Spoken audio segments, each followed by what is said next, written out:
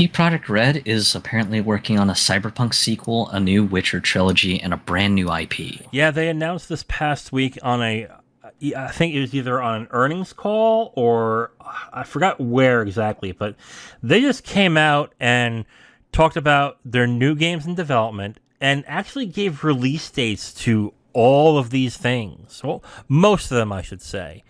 Let me get this up right now because it was very interesting what they were announcing, especially for a company that just had a highly publicized game come out to be an absolute disaster when it was released.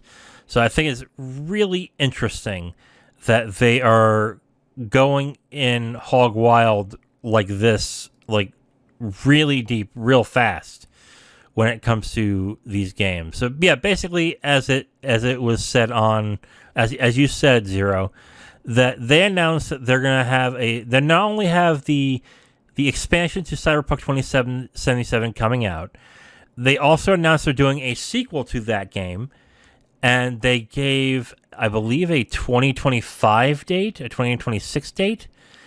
And then on top of that, they announced that they're doing a new trilogy for The Witcher, and that I believe was also 2027, 2028. And I don't have it all up on there. And then they also announced that they're developing a new IP over in CD Projekt Red. Now, this isn't too much of a shock because they have been hiring more and more staff over the past few years to bolster their studio to do more projects. So that in that case, this is not a shock. But they're also doing other things on top of that with third-party studios. So they're not only with their specific properties like Cyberpunk and The Witcher. So they're not only making more games in-house and doing a lot more of them, they're also putting dates out there for these games. Zero, what do you think about them announcing all this stuff that is just, I'm from what I'm hearing, are just basically in pre-development at this point? It's kind of interesting that they've got release dates set out for it. My concern is that we just see another repeat of Cyberpunk again. We're just you've got the scope creep just being a thing where it's just like, oh, well, we want to add this feature, and this feature, and then the release date creeps up, and then all of a sudden it's yeah, we didn't expect all these features. We just suddenly decided to add to delay the game, and we have to delay. So please understand, and we hope you'll be excited for the game. And then just the cycle repeating again, and then you get into the exact circumstances of Cyberpunk 2077, which was as stockholders getting mad, going, "Hey, you promised this game would come out ages ago, and you keep delaying it for all this other bull crap. We want to see a return on our money. Just release the damn game already." And then whatever the hell this project is drops, and then it becomes ooh, wow, this game is terrible, gross. And then, of course, yet another set of angry calls from the stockholders going, "Wow, this game is garbage. What did you guys do?" And then just seeing another repeat of Cyberpunk 2077 all over again. Yeah, I mean, that's the fear here, is that they are essentially setting themselves up to have the same problem the next time, especially with how many projects they're announcing. Like, I'm looking at a picture that they released with their long-term product outlook, and basically it shows The Witcher, the new Witcher trilogy that's being made by CD Projekt Red, and they have two other games on The Witcher called Project Sirius and Project Canis Majoris. They're made by two third-party studios. So those seem to be, I'm guessing, like offshoots or side games to a certain extent. And then they have Cyberpunk, which is the Phantom Liberty expansion, which is being done by CD Projekt Red.